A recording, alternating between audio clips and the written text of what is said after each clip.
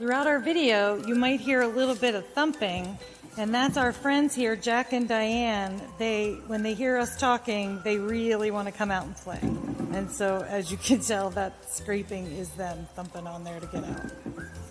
Good morning, everyone. Welcome here to the Car Nature Center. Today, we're going to be learning about how to do this indoor garden. So, a couple of things you're going to need if you're going to do an indoor garden is you're going to need some form of lava rocks or stones. It's really important to use this type of material here because it helps with drainage, especially with the water flow. Next step is that you're going to need soil. So in our indoor greenhouse, we already have the lava rock, we already have the soil. A couple options you can do here is that you can create a little greenhouse with a little bit of soil and these pots here. So what I have here that you can purchase is their peat pots. So they have a little bit of soil in here with a little bit of biodegradable paper here so that when you put the seed in here, after you hydrate it, as you see here, we had to hydrate ours before we could even put the seed in there. And what's nice about the paper here is that the paper will kind of dissolve in the water and the roots are able to grow through the paper. So it won't damage the roots, in other words. The other option is we do have our soil here. So it's a mixture of soil and there's this white stuff you see in there. That's called perlite. And that perlite helps keep the moisture in the soil. So that's why a lot of gardeners like to use the perlite in the soil while they grow the seeds. Next step is the seed. So I ordered some microgreens. Those are usually pretty easy to grow for an indoor garden. And so I am going to grab my purple cabbage.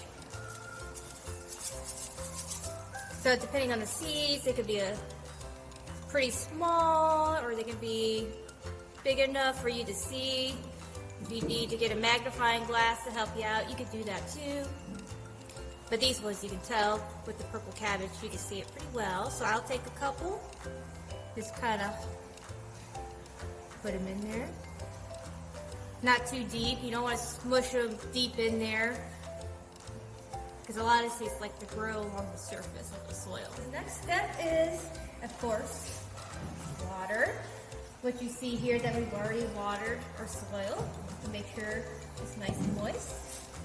So for this setup up here, we're actually going to use a good old-fashioned sprinkler can to water. And then, of course, you're going to be planting so many seeds, you got to figure out a way to remember where you're going to plant. So it's really wise to have like little sticks. You can use popsicle sticks to help mark what you planted.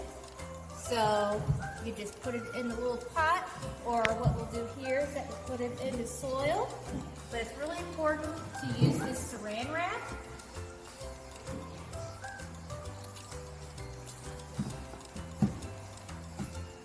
To help cover your seed, because what happens when you put the saran wrap on there is that it helps trap all the warmth and the heat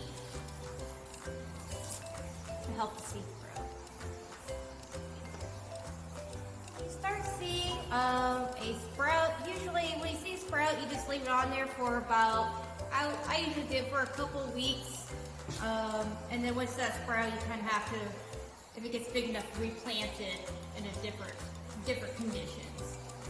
Yes, there will be a point that it'll get too big in there, and hopefully by then the weather will be nice enough that we can actually plant it out in the garden.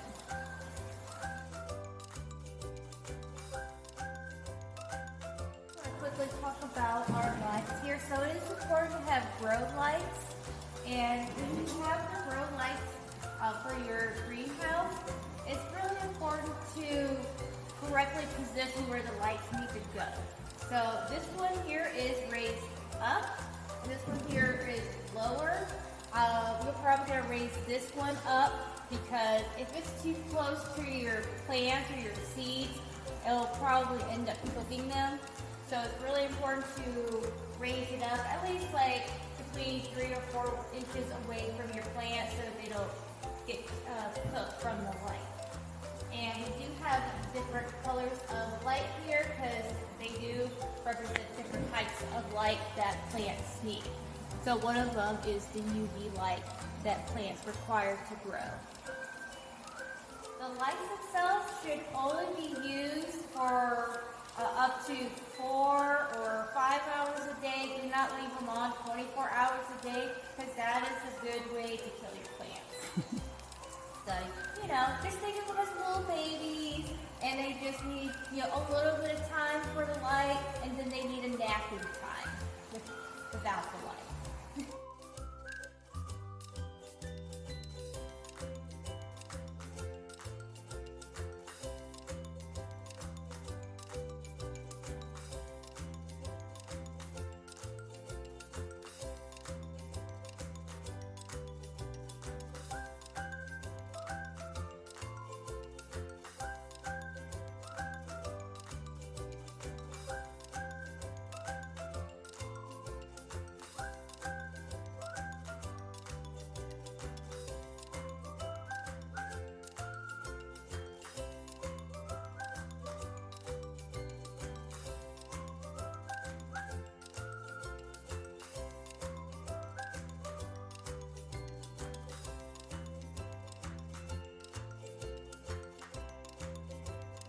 That's everything. So thanks so much for joining me, learning about how to do a greenhouse indoors. Like I said, this is something that you can do at home by reusing materials at home. Or we are going to have a garden series coming up here at our Nature Center. So stay tuned for those dates and you can learn a little bit more on how to do some gardening at home. All right, thanks so much, everybody.